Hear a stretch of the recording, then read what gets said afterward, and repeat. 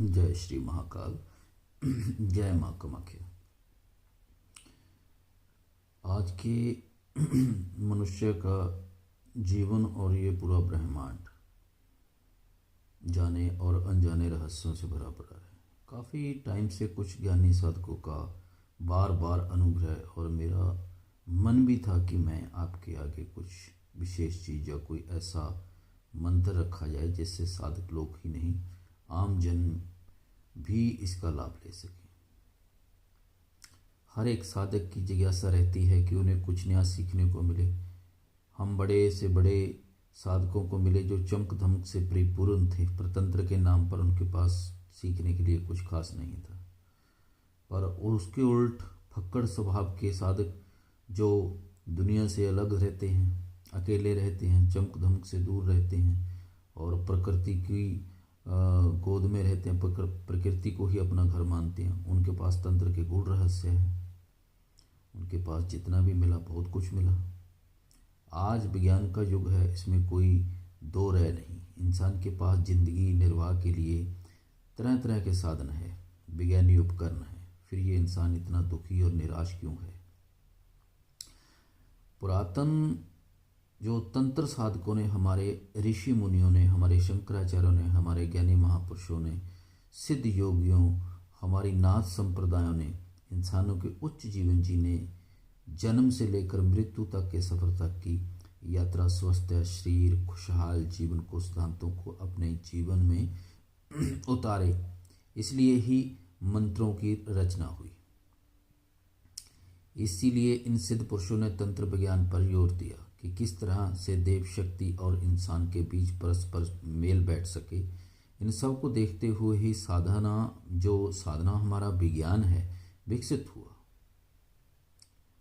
मंत्र शास्त्र के पिछले कई वर्ष 500 से 300 से 500 साल मान के चलिए अंधकारमय ही जानो, जिसमें कुछ विशेष नहीं हुआ।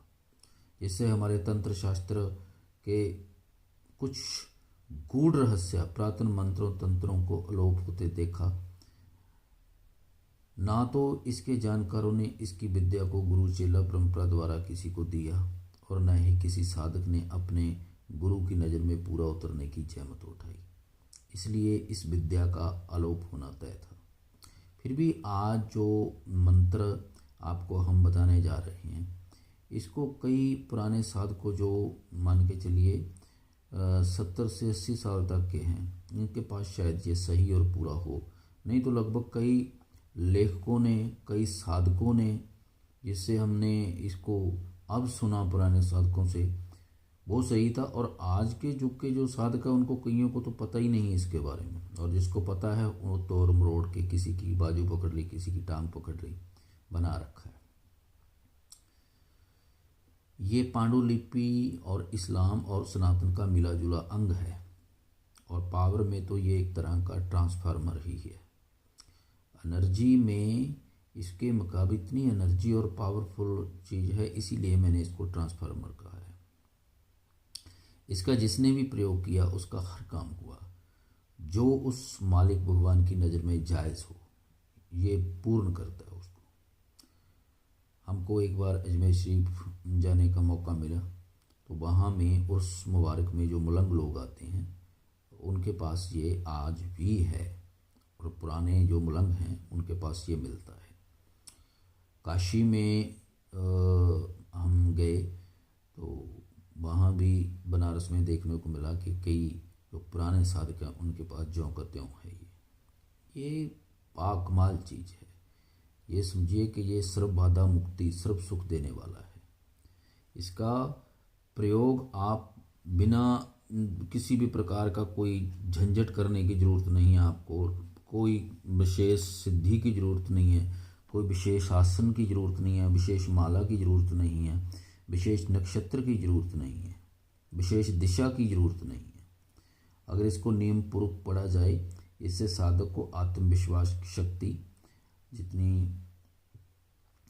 किसी में कई बार आत्मविश्वास की कमी होती है, लेकिन इससे आत्मविश्वास शक्ति, सुख शांति, समृद्धि, धन संपत्ति, उत्तम स्वास्थ्य, कारोबार में तरक्की, दुनिया में सम्मान, लोकप्रियता, तंत्र काट तमाम सुखों को प्राप्ति सहज ही हो जाती है।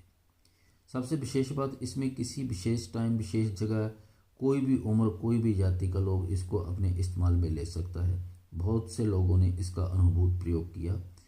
और जानवरों को पुराने साधक क्या करते थे, जैसे जंगलों में साधना करते थे, पहाड़ों में कंदराओं में करते थे, तो वहाँ जानवर का भी आना तय था।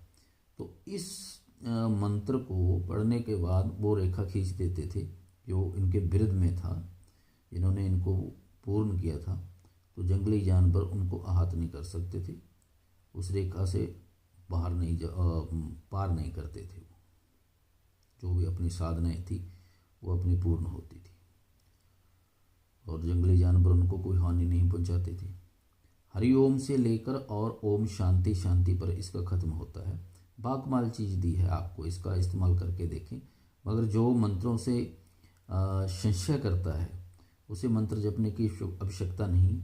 वो जो लोग इस चीज़ से दूर रहें, जो लोग मंत्र तंत्र को बस टाइम पास समझते हैं, उन्हें ये भ्रम हटा देना चाहिए। मंत्र तंत्र में अथाह शक्ति है, इसको साधना करने के बाद ही जाना जा सकता है। मूर्ख हमेशा भूतकाल में जीता है और गृहस्थ वर्तमान में और बुद्धिमान भविष्य को संवारता है। इस बात को याद रखिएगा। साधक जो होता है वह तीनों को संवार लेता है अपने जप तप और ज्ञान से। कहीं घूमने की जरूरत ही नहीं।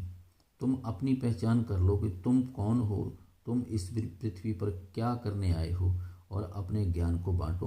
बांटने से कोई छोटा नहीं होता। ये मंत्र आपको दे रहे हैं, इस मंत्र का इस्तेमाल कीजिए। कभी भी आप एक टाइम तय कर लीजिए कि इस टाइम हमने इसको जपना है, यानी कि गोधूली बेला में इसको पढ़ सकते हो आप, ठीक है, बहुत अच्छा समय होता है, तब आप इसको पढ़िए।